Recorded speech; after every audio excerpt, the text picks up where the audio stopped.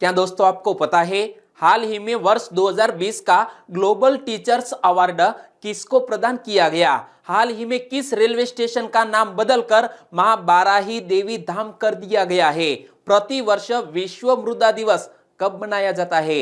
ऐसे ही 15 बड़ी खबरों को कवर करते हुए हमने आज का बोले तो 5 दिसंबर का करंट अफेयर का वीडियो तैयार किया है। यह वीडियो लास्ट तक देखें। लास्ट में मैं आपसे एक क्वेश्चन पूछूंगा जिसका आंसर आपको नीचे कमेंट बॉक्स में देना है। और अभी तक आपने हमारी जीके 2020 चैनल को सब्सक्राइब नहीं किया है तो सब्सक्राइब कीजिए, बाजू में जो बेल आइकन है उसे भी प्रेस कर दीजिए क्योंकि आने वाले हर एक वीडियो की अपडेट आपको मिलती रहे।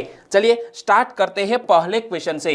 पहला क्वेश्चन, वर्ष 2020 का वैश्विक शिक्षक पुरस्कार किसने जीता है? वर्ष 2020 का ग्लोबल टीचर्स अवार्ड जीत लिया है भारत के एक शिक्षक जिसका नाम है रणजीत सिंह डिसाले। क्या नाम है? रणजीत सिंह डिसाले ने यह ग्लोबल टीचर्स अवार्ड 2020 जीत लिया है। और यहां आप देख सकते हैं रणजीत सिंह डिसाले, उन्होंने कौन सा महत्वपूर्ण योगदान दिया है शिक्षा के क्षेत्र में? तो देखो, रणजीत सिंह डिसाले को लड़कियों की शिक्षा को बढ़ावा देने और भारत में त्वरित प्रतिक्रिया यानी कि QR कोडित पाठ्य पुस्तक क्रांति को गति देने के उनके प्रयासों की मान्यता के रूप में नामित किया गया था।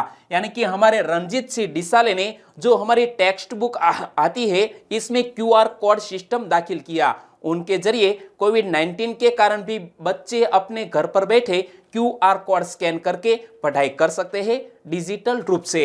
इसी तरह का आविष्कार करने में हमारे रणजीत सिंह डिसाले ने महत्वपूर्ण योगदान दिया था। और रणजीत सिंह डिसाले का स्कूल महाराष्ट्र में QR कोड लागू करने वाला पहला स्कूल बन गया था।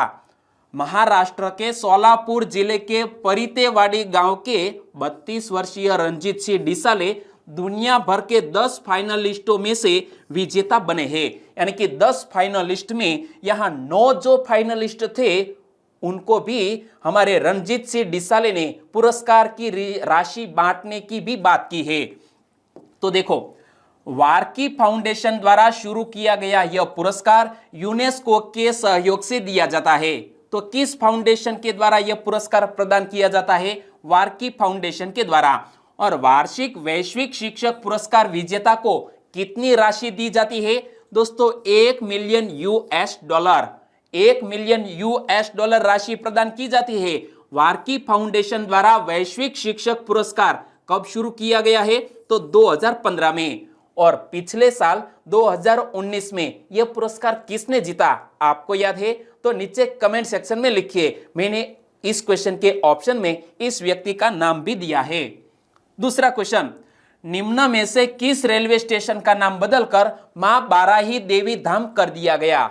दोस्तों, मां बाराही देवी धाम एक रेलवे स्टेशन का नाम कर दिया है जिसका नाम है दांदूपुर रेलवे स्टेशन। क्या? Dandupur railway station. और वो किस राज्य में स्थित है? उत्तर प्रदेश में। उत्तर प्रदेश के मुख्यमंत्री योगी आदित्यनाथ जी ने यह घोषणा की है।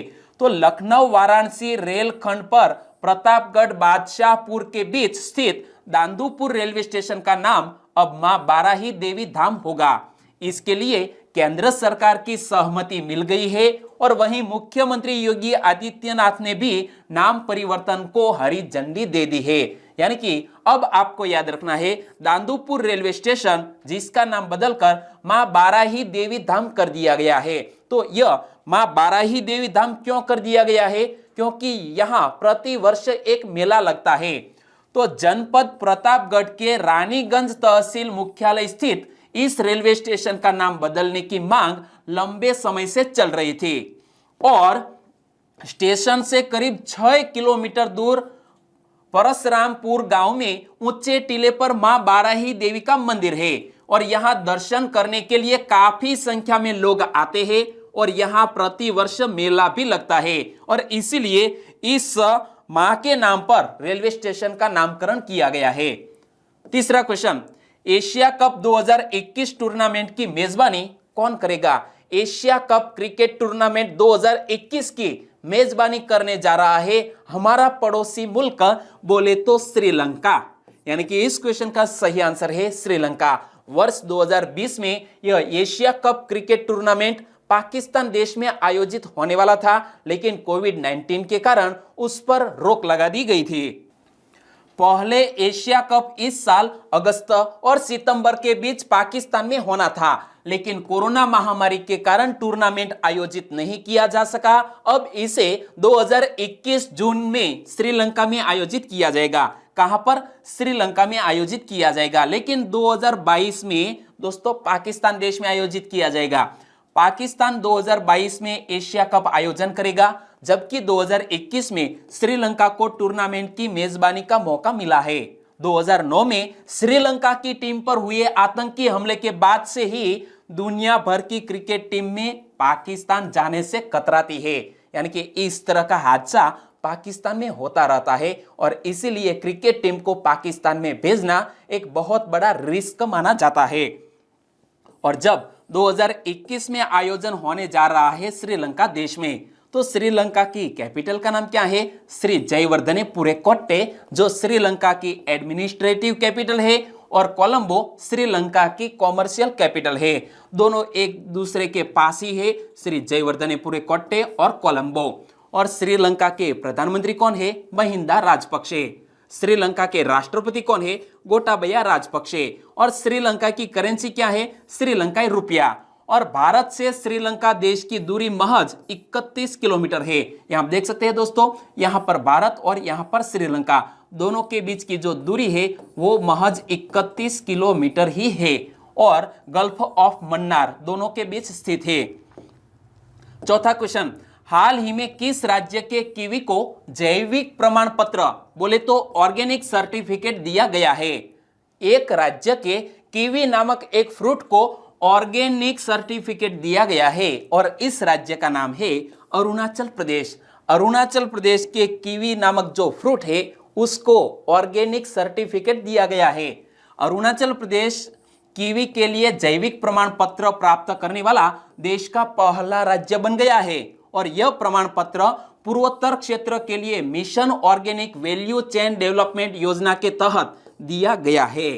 और किसी भी फल या सब्जी को जैविक प्रमाण पत्र तब दिया जाता है जब उसे उगाने के लिए किसी भी स्तर पर किसी भी प्रकार के जैवनाशक या तो रसायन का प्रयोग न किया गया हो, तभी इसी को इस तरह का जैविक प्रमाण पत्र दिया जाता है जिस तरह कीवी को दिया गया है।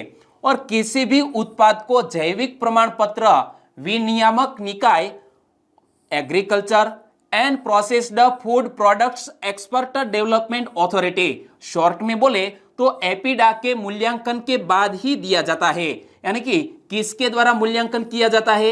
एपीडा नामक जो संस्था है, इसके बाद मूल्यांकन करने के बाद यह जैविक प्रमाण पत्र दिया जाता है।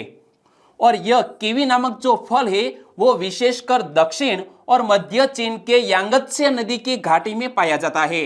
वर्ष 2000 में अरुणाचल प्रदेश में इसे वाणिज्यिक फल के तौर पर प्रस्तुत किया गया था, यानी कि एक कॉमर्शियल फ्रूट है, और इसे 2000 में अरुणाचल प्रदेश में प्रस्तुत किया गया था। इसे चीन का जादुई फल तथा न्यूजीलैंड का हॉर्टिकल्चर वंडर भी कहा जाता है। तो यहां से एक और क्वेश्चन बन सकता है कि चीन का जादुई फल का नाम क्या है? तो आपको याद रखना है कीवी, और न्यूजीलैंड का हॉर्टिकल्चर वंडर भी कीवी को ही कहा जाता है।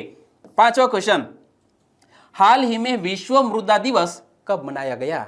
दोस्तों, प्रतिवर्ष वर्ल्ड सॉइल डे मनाया जाता है 5 दिसंबर को, यानी कि आज ही है वर्ल्ड सॉइल डे। कब? 5 दिसंबर को। और विश्व मृदा दिवस मनाने का उद्देश्य क्या है? तो स्वस्थ मृदा के महत्व पर ध्यान केंद्रित करने के उद्देश्य से यह दिवस मनाया जाता है।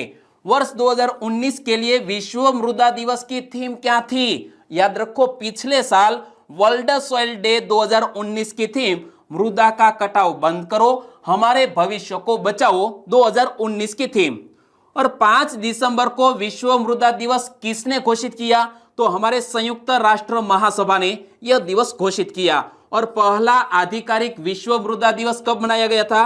5 दिसंबर 2014 को पहली बार यह वर्ल्ड सॉइल डे मनाया गया था। और इस साल के यह वर्ल्ड सॉइल डे 2020 की थीम क्या है? तो याद रखो, keep soil alive, protect soil biodiversity. यहां पर भी पढ़ सकते हैं दोस्तों, keep soil alive, protect soil biodiversity जो वर्ल्ड सॉइल डे 2020 की थीम है, मनाया जाता है 5 दिसंबर को। और इसी थीम को यदि हिंदी में कहे तो मिट्टी को जीवंत रखे, मिट्टी की जैव विविधता की रक्षा करे 2020 की थीम है। क्लियर। और संयुक्त राष्ट्र महासभा ने एक संकल्प के माध्यम से वर्ष 2015 को अंतरराष्ट्रीय मृदा वर्ष यानी कि वर्ल्ड सॉइल डे के रूप में मनाने की घोषणा की थी। तो एक और क्वेश्चन, अंतरराष्ट्रीय मृदा वर्ष किस वर्ष को घोषित किया गया था? 2015 को। छठा क्वेश्चन, हॉर्नबिल महोत्सव के संदर्भ में कौन सा कथन सही है? हाल ही में हॉर्नबिल फेस्टिवल नागालैंड में मनाया जा रहा है। और हॉर्नबिल दोस्तों नागालैंड का एक प्रमुख त्योहार है। प्रति वर्ष अपने स्थापना दिवस के अवसर पर हॉर्नबिल फेस्टिवल मनाया जाता है नागालैंड में। और नागालैंड की स्थापना कब हुई? 1 दिसंबर को। तो चलिए यहां हम हॉर्नबिल फेस्टिवल के से जुड़े दोनों सेंटेंस को ध्यान से पढ़ते हैं कि इस साल हॉर्नबिल महोत्सव का 10वां संस्करण आयोजित किया गया। दूसरा सेंटेंस, इस महोत्सव का नामकरण हॉर्नबिल पक्षी के नाम पर किया गया है। तो यह बात तो बिल्कुल सही है कि हॉर्नबिल फेस्टिवल का नामकरण हॉर्नबिल पक्षी से किया गया है। लेकिन हॉर्नबिल महोत्सव का शुभारंभ कब से हुआ? तो 2000 में पहली बार मनाया गया था। कब? यानी कि इस साल यह 21वां संस्करण है। कि कौन सा? 21वां संस्करण। यानी कि हमारा सही कथन कौन सा है? सिर्फ 2। यानी कि हमारा आंसर बन जाता है केवल 2। और इसी पैटर्न के क्लास 1-2 के एग्जामिनेशन में क्वेश्चन पूछ लिए जाते हैं। चलो डिटेल में बात करते हैं। प्रत्येक वर्ष नागालैंड राज्य के स्थापना दिवस बोले तो 1 दिसंबर 1963 को नागालैंड राज्य की स्थापना हुई थी। और इसीलिए 1 दिसंबर के अवसर पर हॉर्नबिल महोत्सव का आयोजन किया जाता है नागालैंड राज्य में। और वैश्विक कोरोना वायरस महामारी के कारण हॉर्नबिल महोत्सव का शुभारंभ पहली बार ऑनलाइन प्लेटफॉर्म के माध्यम से किया गया है।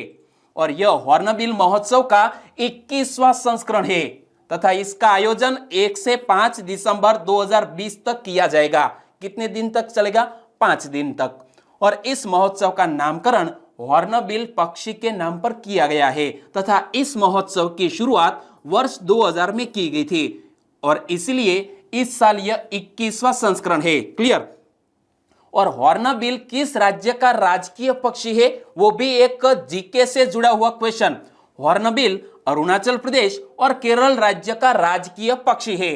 और यह IUCN की रेड लिस्ट में सुभेद्य श्रेणी में शामिल है। हॉर्नबिल फेस्टिवल का आयोजन किसके द्वारा किया जाता है? नागालैंड पर्यटन और कला एवं संस्कृति विभाग के द्वारा हॉर्नबिल फेस्टिवल का आयोजन किया जाता है। और यहाँ पक्षी को भी देख सकते हैं, लंबी चोंच वाला यह हॉर्नबिल। और हॉर्नबिल फेस्टिवल को त्योहारों का त्योहार भी कहा जाता है, यानी कि फेस्टिवल्स ऑफ फेस्टिवल भी हॉर्नबिल को कहा जाता है। 7वां क्वेश्चन, निम्न में से किस नदी पर जल्द ही रामायण क्रूज सेवा शुरू की जाएगी? रामायण क्रूज सेवा जल्द ही अयोध्या किस नदी के तट पर बसा हुआ है? सरयू नदी के तट पर। यानी कि सरयू नदी पर रामायण क्रूज सेवा जल्द ही शुरू की जाएगी। और यह घोषणा की है उत्तर प्रदेश की सरकार ने। लेकिन रामायण क्रूज सेवा शुरू करने का उद्देश्य क्या है? पवित्र सरयू नदी के प्रसिद्ध घाटों की यात्रा करते हुए श्रद्धालुओं को एक प्रकार की आध्यात्मिक यात्रा का अनुभव प्रदान करना। तकरीबन 1 से 1.5 घंटे की यह यात्रा हो सकती है।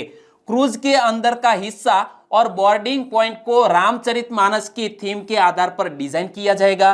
पूरी तरह से वातानुकूलित 80 सीटों वाले क्रूज में पर्यावरण को ध्यान में रखते हुए जैव शौचालय और हाइब्रिड इंजन प्रणाली का उपयोग किया जाएगा।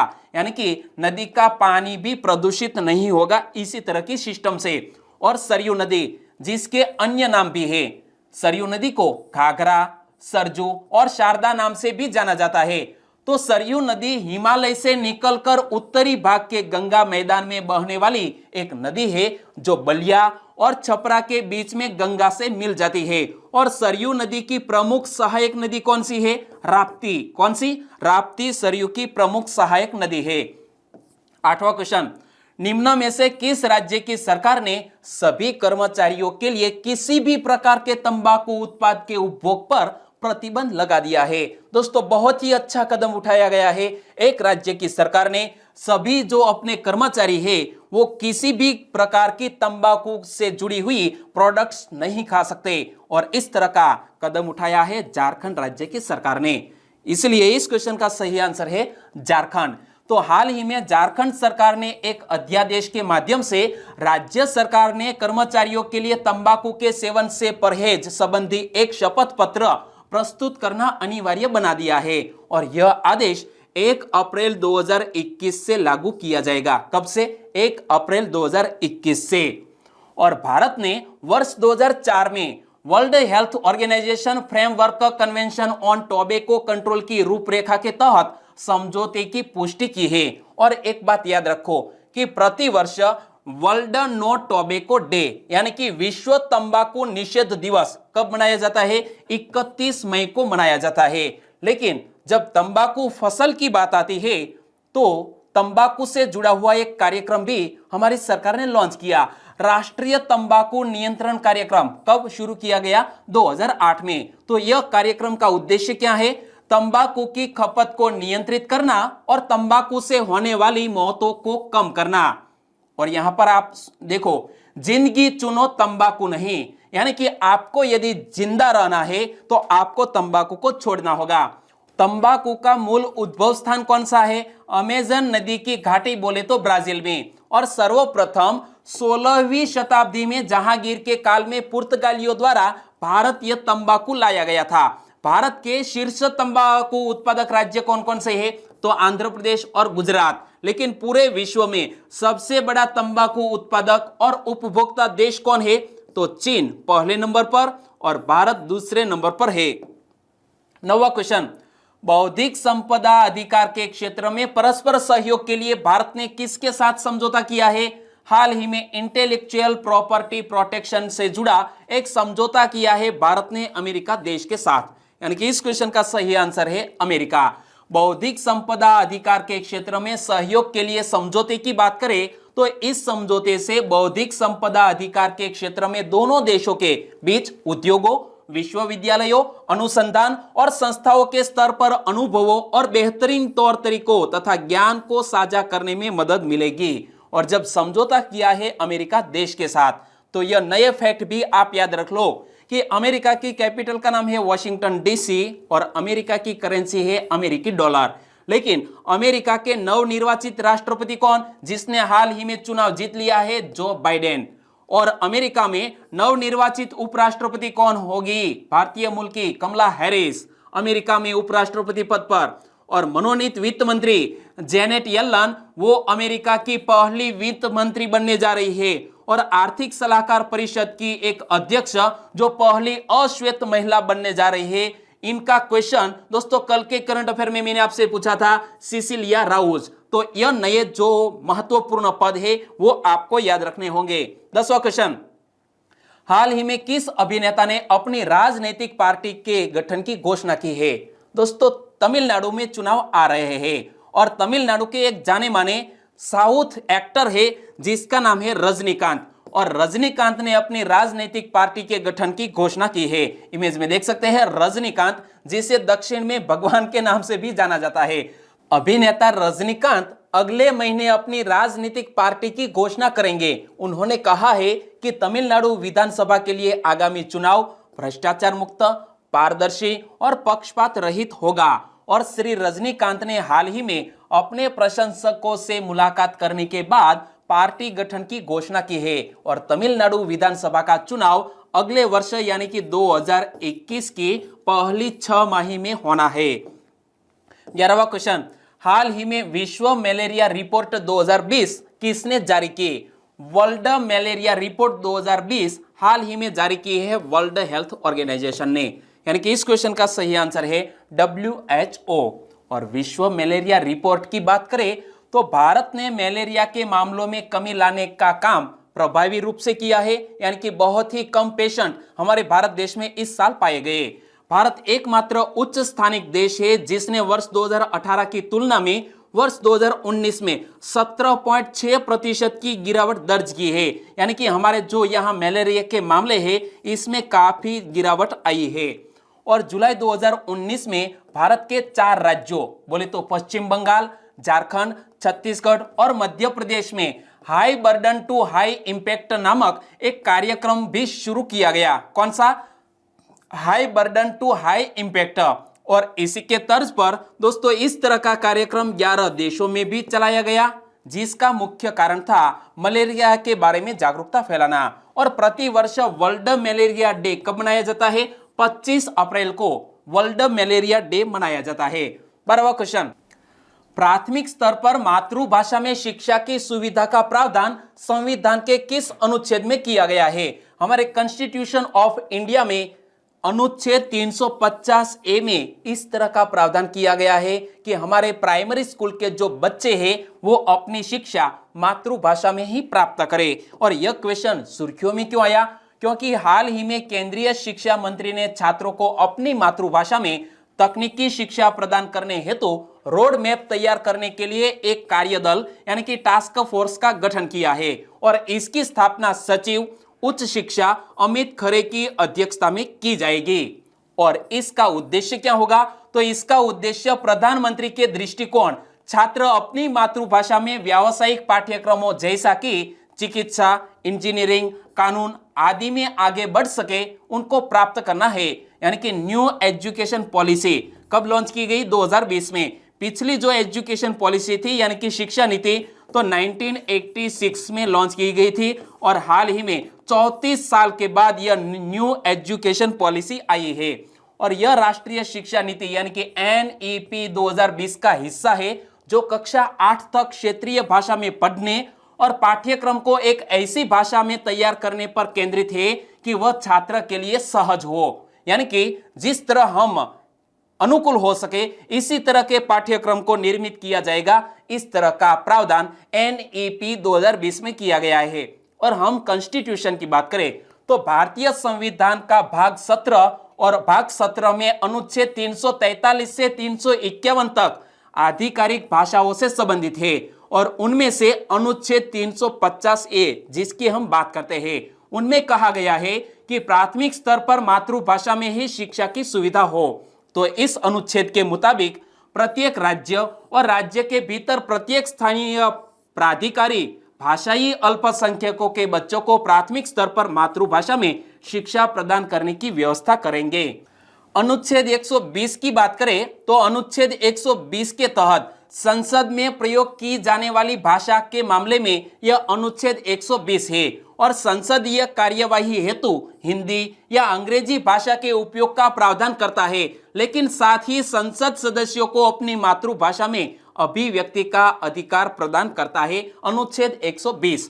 13वां क्वेश्चन, पैन IIT USA संगठन के IIT ग्लोबल सम्मेलन को भारत की तरफ से संबोधित किसने किया? IIT ग्लोबल सम्मेलन को भारत की तरफ से संबोधित किया है हमारे प्रधानमंत्री श्री नरेंद्र भाई मोदी ने। यानी कि इस क्वेश्चन का सही आंसर है प्रधानमंत्री श्री नरेंद्र भाई मोदी। और यह पैन IIT US संगठन के IIT ग्लोबल सम्मेलन की बात करें तो इस वर्ष यह सम्मेलन की थीम क्या रखी गई है? The future is now. क्या? द फ्यूचर इज नाउ इस सम्मेलन की थीम। और इस सम्मेलन में वैश्विक अर्थव्यवस्था, प्रौद्योगिकी, नवाचार, स्वास्थ्य, पर्यावरण संरक्षण और सार्वभौमिक शिक्षा जैसे विषयों पर विचार विमर्श किया गया। और यह संगठन 20 वर्ष से अधिक पुराना है और 2003 से इस सम्मेलन का आयोजन कर रहा है। और इस संगठन को IIT के पूर्व छात्र संचालित करते हैं। कौन? IIT के पूर्व छात्र। 14वां क्वेश्चन, जलवायु आपातकाल की घोषणा किसने की? जलवायु आपातकाल की घोषणा की है हाल ही में न्यूजीलैंड देश की सरकार ने। यानी कि इस क्वेश्चन का सही आंसर है न्यूजीलैंड। और न्यूजीलैंड ने यह जलवायु आपातकाल की घोषणा की। तो याद रखो, न्यूजीलैंड ने जलवायु आपातकाल की घोषणा करने के साथ ही 2025 तक अपने सार्वजनिक क्षेत्र को कार्बन न्यूट्रल बनाने की घोषणा कर दी है। और न्यूजीलैंड की प्रधानमंत्री कौन है? Jacinda Ardern. उन्होंने यह बात कही। तो इस घोषणा के बाद न्यूजीलैंड अब उन 32 अन्य देशों में शामिल हो गया है जिन्होंने जलवायु आपातकाल घोषित किया है। इन देशों में जापान, कनाडा, फ्रांस और ब्रिटेन जैसे देश भी शामिल है। और बात करते हैं न्यूजीलैंड की। तो न्यूजीलैंड की प्रधानमंत्री जेसिंडा अर्डर्न न्यूजीलैंड की राजधानी वेलिंगटन और न्यूजीलैंड की करेंसी है न्यूजीलैंड डॉलर, जो इमेज में आप देख सकते हैं। 15वां क्वेश्चन, हर साल विश्व स्तर पर अंतरराष्ट्रीय बैंक दिवस कब मनाया जाता है? दोस्तों इस साल पहली बार अंतरराष्ट्रीय बैंक दिवस मनाया गया है। कब मनाया गया? कल ही 4 दिसंबर को यह पहली बार इंटरनेशनल बैंक डे मनाया गया। तो संयुक्त राष्ट्र महासभा द्वारा 19 दिसंबर 2019 को अपनाए एक प्रस्ताव के जरिए 4 दिसंबर को अंतरराष्ट्रीय बैंक दिवस के रूप में घोषित किया गया था। यानी कि 2019 में घोषणा की गई और 2020 में यह पहली बार दिवस मनाया गया। ओके, और अब बात करते हैं लास्ट वीडियो के क्वेश्चन की। लास्ट वीडियो में मैंने आपसे क्वेश्चन पूछा था, अमेरिका में आर्थिक सलाहकार परिषद की अध्यक्ष बनने वाली पहली अश्वेत महिला कौन होंगी? तो सिसिलिया राउज, जिसका जिक्र हमने इस वीडियो में भी किया। यानी कि इस क्वेश्चन का सही आंसर है सिसिलिया राउज। इस क्वेश्चन का सही आंसर दिया है हंसा कोली पटेल, जस्मिनी ओझा, योगेश रावत, नीलेश राठौड़, अरुण चौहान, तुषार ओझा, आकाश लिंबाचिया, आशीष राउत। इन सभी दोस्तों ने इस क्वेश्चन का सही आंसर दिया। चावड़ा अजय, रेखा Ninama, Sonal Totiya, Vishwa Mewada, Chaudhary Prateek, Brajendra Dev Verma, Paresh Ladva, my aim is IAS नामक एक नए सब्सक्राइबर फ्रेंड जुड़ चुके हैं। तो आपका भी आंसर बिल्कुल सही है। उन्होंने जिक्र किया है जेनेट येलन। और जेनेट येलन कौन है? तो याद रखो, अमेरिका में पहली वित्त मंत्री बनने वाली महिला है। लेकिन यहां मैंने जिक्र किया है वो कुछ और है। एंजल कोरडिया, गणवित संगीता, मकवाणा सोनल, विनय कुमार, पर्वत डामोर, सुरेश भट्टी फ्रॉम जोधपुर से, करण सतवारा, नरेश कुमार परमार। इन सभी दोस्तों ने इस क्वेश्चन का सही आंसर दिया। सही आंसर देने के लिए बहुत बहुत धन्यवाद। और आज के वीडियो का क्वेश्चन ए रहा स्क्रीन पर, पीकॉक सॉफ्ट शेल्ड किसकी एक प्रजाति का नाम है? 4 ऑप्शन आपकी स्क्रीन पर। पीकॉक सॉफ्ट शेल्ड किसकी एक नई प्रजाति है? दोस्तों कल इमेज विथ मैंने आपको यह बात बताई थी, आपको याद है? तो नीचे कमेंट सेक्शन में आंसर लिखिए। और वीडियो अच्छा लगा है, हेल्पफुल लगा है, यूनिक लगा है, तो आपके दोस्तों को फेसबुक, व्हाट्सएप या टेलीग्राम के जरिए इस वीडियो की लिंक शेयर करना मत भूलिएगा। कल फिर मिलेंगे एक नए करंट अफेयर वीडियो के साथ। तब तक के लिए टेक केयर एंड जय हिंद।